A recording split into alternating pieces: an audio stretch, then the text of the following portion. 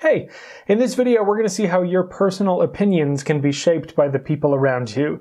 Stay tuned for more.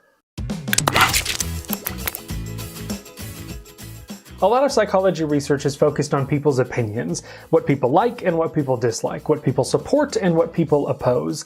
And it does seem like we can conform to other people's opinions. We adopt the opinions of others, especially when we're not sure where we stand on an issue. But it goes further than that. It's not just that the opinions themselves that we carry around with us are informed by other people, but it's also true that the strength of our opinions can be shaped by the people around us.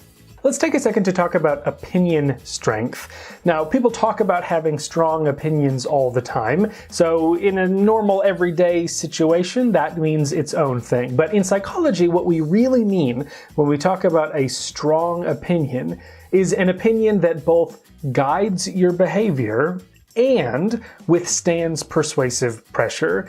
And it's that second one that we're going to focus on. Let's say you really like Star Wars. You have a positive opinion of the movie Star Wars. And if you surround yourself with other people who also really like Star Wars, it's going to make that opinion even stronger. It's not going to shape your opinion necessarily because you already have that pro-Star Wars opinion, but the people around you only serve to strengthen it, right? So if I come in and try to convince you that Star Wars is not a very good movie, you would laugh at me and tell me why I'm wrong, right? Because it's so strongly held of an attitude for you. But if you like Star Wars just as much, but for whatever reason your friend group is really mixed in their sci-fi opinions, well, even though you like the movie, you might be more susceptible to persuasion. You might be more susceptible to someone suggesting that it's not so great. This is what we call social network homogeneity or social network heterogeneity. The idea being the opinions within those who are close to you.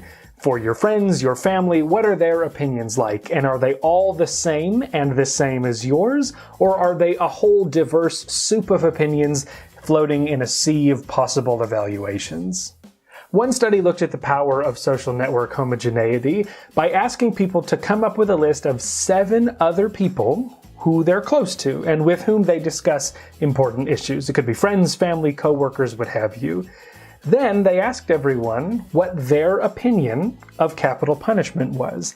And in addition, they asked what the opinion of capital punishment was among the 7 people that they had just listed. So they could get a sense whether the people who you're close to all agree on this issue, or whether the people you're close to have a variety of opinions on the issue.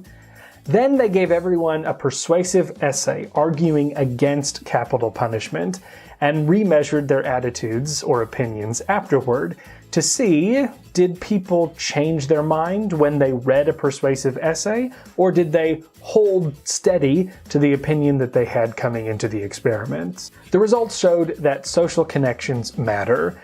The more a person had a social circle who all agreed with them on capital punishment, the more that person was likely to hang on to their opinion even in the face of persuasive influence. In other words, they weren't persuaded by the arguments as much. On the flip side, the more a person had a diverse social circle with respect to their opinions on this issue, the more that person was likely to budge when presented with this persuasive message. They were more able to see the merits in the other side of the issue and were more likely to change and modify their opinion as a result. In addition, they also showed some evidence that the more people had a social circle that all agreed with them on this issue, the more confident they were in their own opinion. So if you are pro-capital punishment and all of your friends hold the same opinion, you'll be more confident of your pro-capital punishment opinion than if you were living in a social circle that had a diverse range of opinions on this issue. This is all related to the idea of being in a bubble. When all of the people you know have the same opinion as you, it can be easy to feel as though that's the only opinion that you could possibly have. But I might encourage you to seek out other social connections with people who don't agree with you, who might challenge some of your assumptions, and you may just find that some strongly held, steadfast opinion that you once had becomes one that you doubt maybe just a little bit more than before. See you next time. For more social psychology, subscribe to this YouTube channel, or go to beapeopleexpert.com and find new articles every week about psychological science.